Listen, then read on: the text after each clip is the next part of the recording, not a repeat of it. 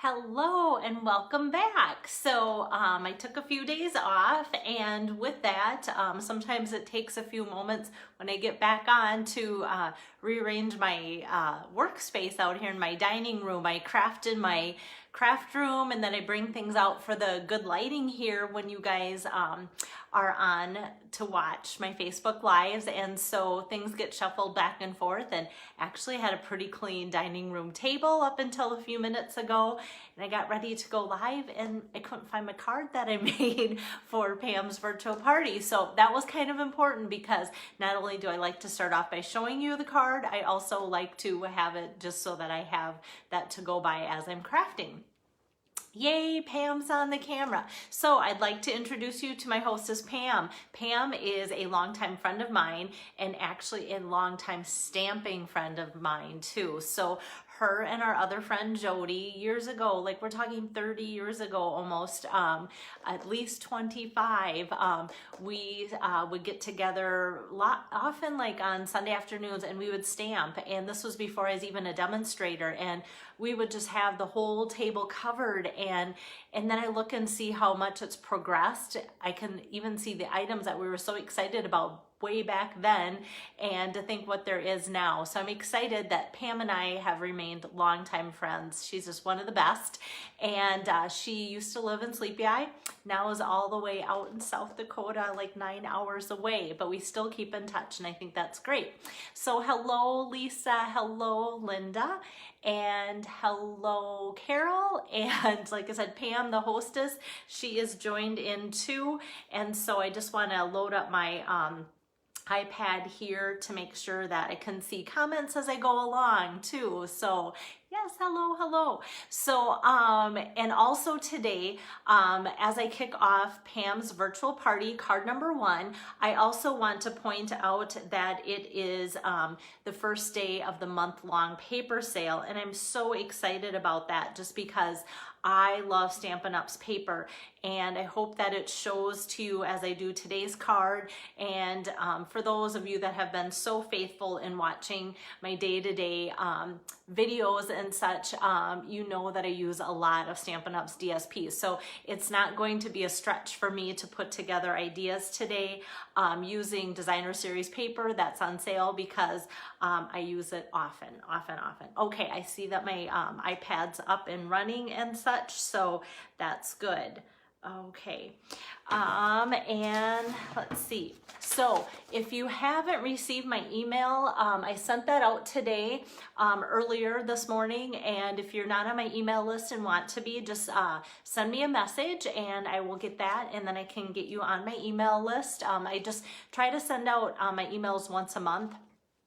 Just to kind of update things, unless there's some big deal going on, then I send it out more often too. So with that, you'll have seen the 2 sheets.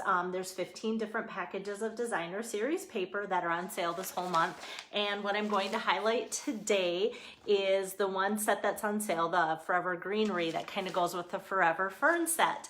Hi Sue, thanks for joining in. So as you're thinking that paper through, if it's in your mind, because a lot of you have ordered the Forever Fern bundle and the paper goes well with that, you'll be surprised at the card that I came up with. So this is Pam's card number 1. And so it doesn't use the Forever Fern bundle today. It just uses the fun paper. So let me get my camera switched around, because I think it's my camera angle. It just kind of looks fuzzy this way. So hopefully it has better view for you guys once I get it turned around here. So let me switch that. And it's backwards anyway, once I show you in the beginning, and then once we get started, then it's better. Okay, so I've got my iPad ready to go, so you guys can ask questions, and Pam's going to be in and out, but anybody knows that you can always look these things over too. So this is Pam's card number 1. Pam has a heart of gold, and so to be able to pull in a stamp set that like back on your feet, that you can send to people just to show you care is perfect for Pam. So it's not a new set by any means. It came out last year, and I've had fun using the turtle in the past. Just recently I used the giraffe, and this is the first time using the sloth, and I love the sloth. So and look how this fun designer series paper goes with this whole setup. So what I think is a fun, really rich looking, glamorous designer series paper set is kind of like fun for animals too. Yes, Lisa. Love it, love it. And it just never gets old. Like every time I pull it out, I'm always excited to use it. So if you like to follow along, the stamp set is in the annual catalog, and it's on page 92. So there's all the sentiments that go together really well, and with the images and such, you can kind of swap things back and forth with the sentiments for the different animals and for insides and outsides of cards. And I always like that because that's a huge plus in my mind. Yes, Linda, thank you. And thanks for joining in, Elizabeth. And then the Forever Greenery, if you kind of want to see bigger chunks, although it's not always, the greatest thing in the catalog, but that's on page 148. So instead of the package of designer series paper for Forever Greenery being $11.50, with the month-long sale, it's $9.78. So that's what the 15% comes down to. And you guys have already been just wowing me with your orders today already. It's been crazy fun. Okay, so just to let you kind of see, this is the paper that I'm using today that is in that paper pack. And then we've got some really pretty papers that I've used before on different cards. I think it was this summer I put cards together using this, and it kind of highlights that pretty peacock color, which is gorgeous. And then we have stripes. If you know me, I love stripes and all sorts of green combinations there. And then these ferns, I almost thought about putting the sloth today with the fern paper, because I thought that could be kind of fun. And even this kind of looks jungly too. So this paper, when you look at it in different ways, it goes from elegant, glamorous to like this could be fun with the sloth, kind of jungly looking too, or this could be like sympathy card. It can be downplayed that way. And then once again, this is a paper I'm using today, and I've used this quite a bit on other cards that I've made too. This is kind of more the elegant style. And then look at the fun texture on that. So I feel like the camera might display this as being pretty dark green, but it's a pretty nice light green. And then we have, let's see, this one and this on the back side, and I feel like we're missing one back side, which is that too. So hi Angela, hi Carmen, thanks for popping in. So usually I don't go through all the papers like that when I'm doing my videos. I like to keep them short and sweet and keep you guys watching. And if you're at work, I like to keep you on schedule. And if you're not at work, I like to keep you on schedule too, because sometimes it's more hectic when you're done with work. But with the paper sale going on, I thought, well, let's highlight what's on sale because I love a good sale. So back on your feet if you're just joining in, and I'm focusing on the sloth today. So to get started, I'm going to take some color combinations that in my mind at first I thought could be kind of clashy. So I thought, well, if I have a lot of things that coordinate well, then the clash is more of a highlight, and I kind of like how it came together. So when I flipped over the back of my paper package, it listed all of the different, I'm trying to think if I have it here, yep. It lists all the different colors that are on the package and such, so I know that garden green is going to be one of the colors that I can use to coordinate, but then it also lists whisper white.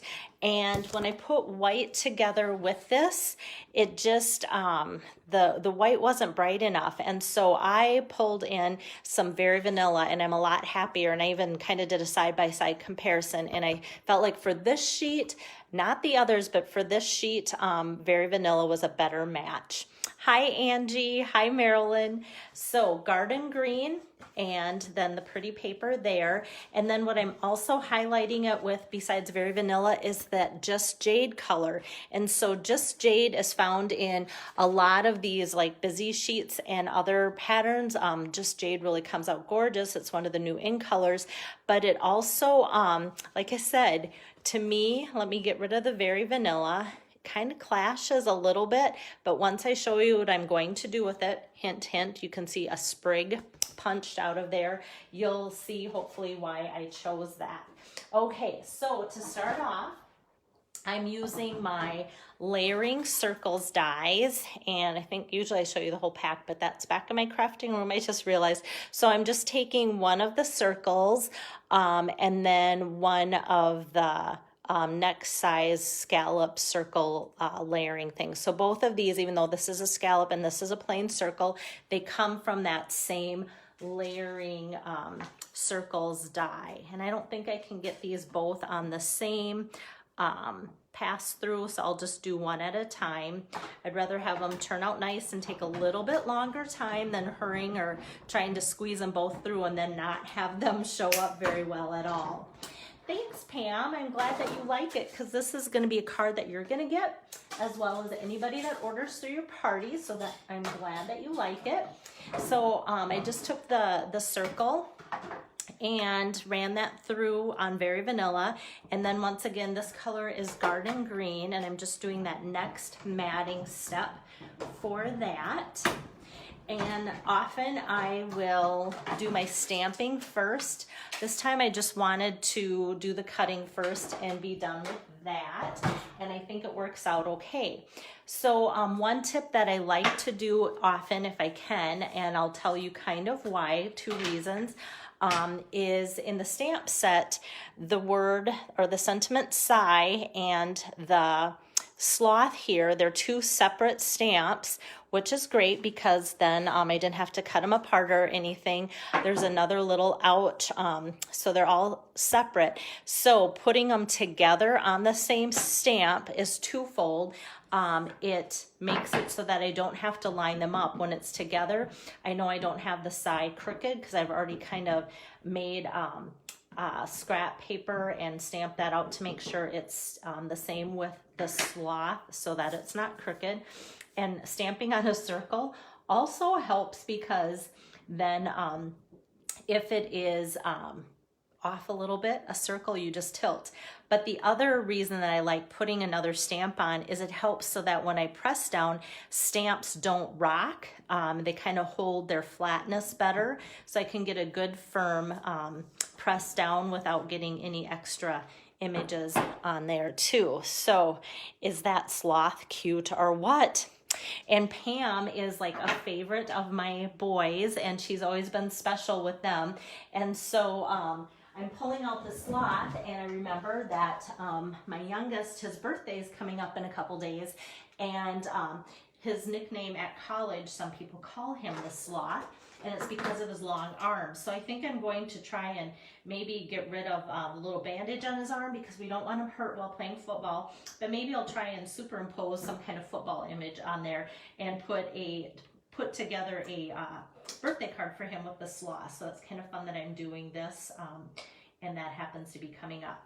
So to color him in, hi Julie, I'm going to be using my soft suede blends, light and dark, and then I'm just pulling in the light mossy meadow for some of the greenery. So I'll start with the dark, and I'm kind of leaving the face alone, maybe just doing a little bit here and here with the dark, but I don't want the face to get too dark where he looks like a raccoon. So I'm taking my dark blends here, and I'm just going over the outside of his appendages here and just right around his body, like so, with the dark soft suede. Just kind of going like that and like that. And then I'm also just going right down his claws. One of my downline or team members, we were at a Stampin' Up event in Florida almost a couple years ago, and they brought out a real sloth, and he was just so funky looking. It was like hard to believe he was real because he was so calm and just laid there in her arms. So that was kind of fun to see a real sloth up close. I got to touch it and everything, so that was kind of fun. It was in a convention center indoors, and who knew that you just go to on your bathroom break and see a sloth while you're out in the hallway. So then I'm just following in, filling the rest of this in with the light soft suede. And I'm just gonna fill in this too. You could go back if you want with your dark soft suede and just dot some of those little hashes there. But sometimes when I've seen other people color it in and do that on Pinterest, I feel like it makes him look like he's got something wrong with his fur, like it's mangy or something. So I don't want to do that. So I think I'm just going to leave that because the hash marks do show up really well too. So you can play around and mess around with that too on your own. Just because I'm doing it my way doesn't mean you can't do it your way. And who knows, maybe next week I'll go, you know, I kind of like that. I might add that myself. Hi Lois, thanks for joining in. So in continuing then with my soft suede, that's what I've been coloring with, then I'm going to go into these like hashed out textured spots that they've shaded in on the artwork and kind of on the side of the face too. Kind of looks like my son's beard a little bit that he's got going on. And then I'm just going to go up on the top too to color that in. And since there's so much shading there on the face, and that's why I'm doing it in the lighter version of the soft suede too. And then on the bandage, I'm just going to just do a little bit of fill where it's shaded here and there, and then just kind of outline that whole area like so, so that that stays kind of white, but yet it kind of looks like it's shaded and kind of gives it extra depth that way. And then all I'm using my light mossy metal for, and same thing, I'm only using the light, I'm going to use it for my leaves and that branch, is there's a lot of shading and kind of that hatching technique used on these leaves already. So I don't want to take the time, because you're not going to notice it by doing light and dark. And then I'm just going to kind of go over the two little kind of stems too and outline those. And if you go out of the lines like I did, that's on purpose just to kind of give it depth there. And then this branch that he's on, thought about going even darker brown, but I thought the green would kind of just brighten it up a little bit too, because he looks kind of gloomy. He looks like he needs to be brightened up a little bit too. So, okay, so that's all for the coloring there. And then I love saving paper when I can. So my paper saving tip for today is before I put the sloth on the layer here, I'm going to take my sprig punch. I think I'm done coloring so I can shed my glasses and stand up again. I like to stamp standing up actually. Hi Donna. So I'm going to put my sprig punch right in the middle, and it's important to kind of eye that and know where the middle is. So that you have that, and then when it comes out, nobody's going to know that that sprig punch is punched out because it's going to be covered up there, and then you don't have to waste any extra cardstock by getting out to use that. And I'm just using that one, so that's perfect. Another thing that happened when I punched that out is that this little thing came out, tab or whatever, and a lot of you freak out. I know, especially when we're at events together, you think, oh, I broke bells, whatever. Know that that happens, and so I'll show you if it's yours. What I do is literally, like, people are scared to do this. I was the first time, and then I know that it's not going to hurt it. I just kind of press it in there and give it a good pop with both of my thumbs at the same time, and then just know that it's good to go and it's back together. So sometimes that happens, and I feel like I've used this punch a lot. I'm gonna switch to just jade and do a couple more punches of the sprigs in just jade. Yeah, so it's already popping out again. I don't wanna lose it because of course it stores it flat, which I want it to do. So if I just pop it back in there, it's good to go and such. So I want it to store that way. That's why I don't just chuck it and go, oh, it always says that. But don't be alarmed if that happens to yours. Like I said, it could just be that mine has been well loved by all of us when we've been stamping together and such. Hi, Kim. Thanks for popping in, and Wendy too. Okay, so I'm just going to layer that on top of there, and you just see that little bit of a matting with that scallop edge circle. And then we can assemble the rest of the card here. I'm going to take that fun jungle looking paper and put my adhesive on the back side. And that goes right on my garden green layer here, like so. And then before I put this layering of cardstock and focal points on, I'm going to get out that Just Jade ribbon here, and it's just kind of a nice weave ribbon, and it's just one color there. And normally there again, I would think these colors kind of clash because garden green and Just Jade are kind of different, but it's, hopefully you guys are still with me. Yep. Usually my phone does not ring during a demonstration. So with greens, I feel like you can get away because when you look at trees, they're all different colors of greens. And I think mixing greens, it's pretty hard to clash unless it's pretty bad. So I think that the Just Jade really makes this pop well. Okay, so I'm going to cut that with my ribbon cutting scissor here. Just trim that down just a little bit, like so. And then knowing where that bow is, I can kind of know next where to put my focal point. So I'm going to use dimensionals to pop up my focal point, but before I do that, I'm just going to run the seal adhesive kind of all the way around the edges.